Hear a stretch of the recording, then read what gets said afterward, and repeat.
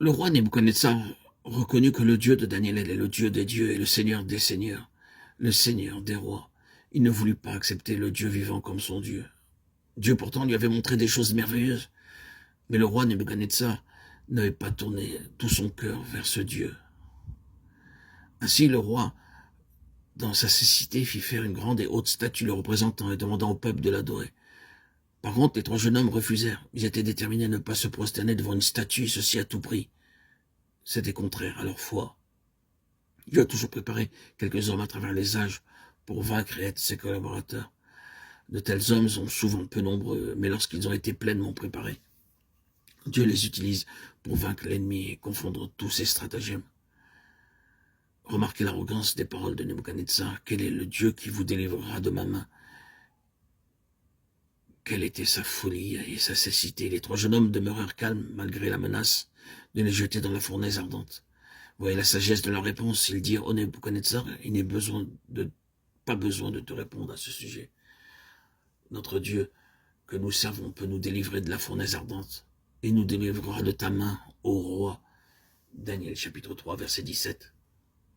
Sinon, sache, ô roi, que nous ne servirons pas tes dieux et que nous n'adorerons pas la statue d'or que tu as élevée. Daniel 3, 18.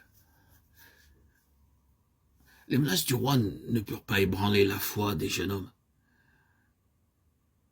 Ils savaient que leur Dieu était le Dieu vivant et qu'il était tout-puissant, plus que le diable ou même que le roi qui était devant eux. Roi que de nom.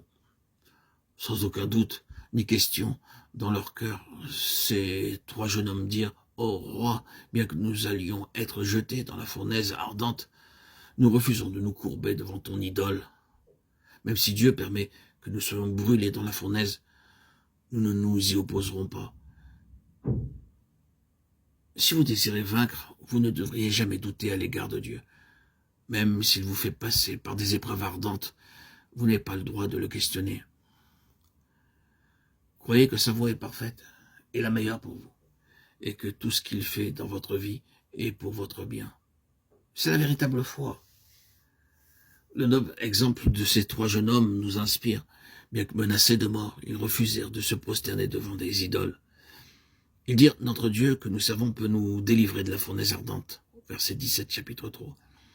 Nous aussi, nous devons croire que le Seigneur ne nous abandonnera jamais, car il déclare, « Tout pouvoir m'a été donné dans le ciel et sur la terre. Voici, je suis avec vous tous les jours jusqu'à la fin du monde. » Matthieu 28, 18, 20. Le Seigneur utilisera cette puissance pour prendre soin de nous. Nous ne devrions jamais craindre de prendre une position de fermeté.